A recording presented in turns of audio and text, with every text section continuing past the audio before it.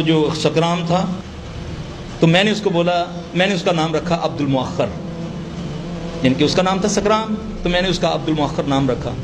تو میں نے اس کو بولا کہ یار مجھے تم بتاؤ کہ میں علاج میں کہاں غلطی کرتا تھا۔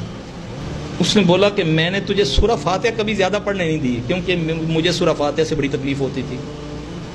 جب بھی تو سورہ فاتحہ شروع کرتا تھا تو ایک آدھ بار میں تمہیں یہاں تو وہ مارنا شروع کر دیتا، یا وہ لڑکی بیلٹ توڑ دیتی تھی تو وہ ہم پر جھمٹتا، ہم پر 14 بندے ہوتے تھے، اس کے گھر والے بھی، ہم بھی، تو وہ قابو نہیں آتی، بڑی چھوٹی ایک سی بچی ہوتی تھی اس جیسی بچے کی طرح۔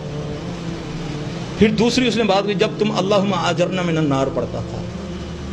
ہم پڑھتے ہیں نا، آپ صلی اللہ علیہ وسلم فرمایا کہ اس کو صبح شام 7 بار پڑھا کر لو، اللہم اجرنی من النار، جن بھی آگ سے ہے نا، تو اس کا میں تو قطعی یہ معنی نہیں کرتا کہ آخرتی آگ سے بچا،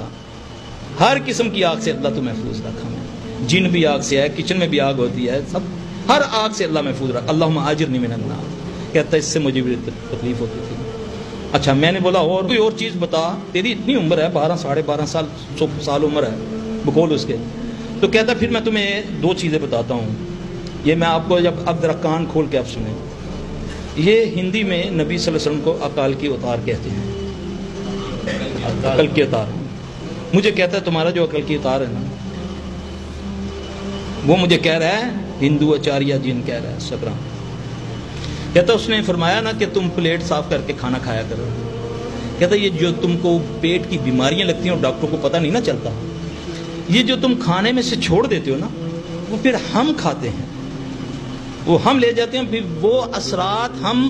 کیونکہ تمہارا جھوٹا ہوتا ہے، ہم تمہارے ہی پیٹوں میں داخل کر دیتے ہیں، وہ بیماری بن جاتی ہے۔ جو بندہ پلیٹ کو صاف، یہ ہندو جن مجھے کہہ رہا ہے بھائی، یہ کسی مولوی نہیں کہہ رہا ہے یا کوئی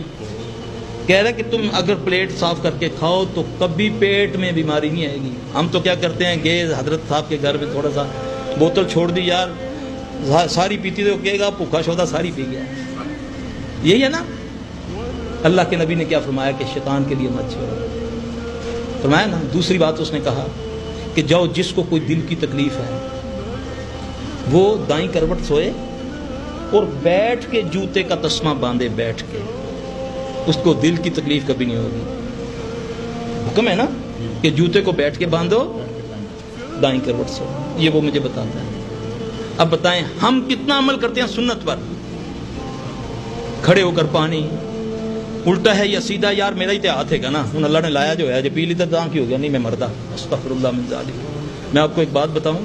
اگر کوئی قرآن کی آیت میں آپ کو لکھ کر دوں پڑھنے کے لیے، یقین جانے اگر آپ نے اس کو الٹے ہاتھ سے لے لیا، پوری زندگی پڑھتے جائیں اس کا کبھی اثر نہیں ہوگا۔ یہ مشاہدات میں نے تو ہر چیز پہ تجربے کیے ہیں، دعاؤں کے اوپر پوچھا ان کا رگڑا نکال کے، یہ یہاں تجھے کیا ہوتا ہے،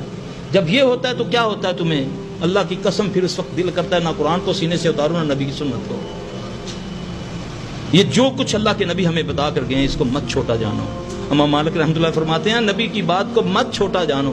یہ سوچو یہ کس بڑے کی بات ہے، اور پھر اس میں فائدہ ہمیں ہے، ہمیں فزیکلی بھی فائدہ ہے، ہمیں روحانی طور پر بھی فائدہ ہے، آگے بھی چل کے ہمیں فائدہ ہوگا، آخرت بھی ہماری سنورے گی۔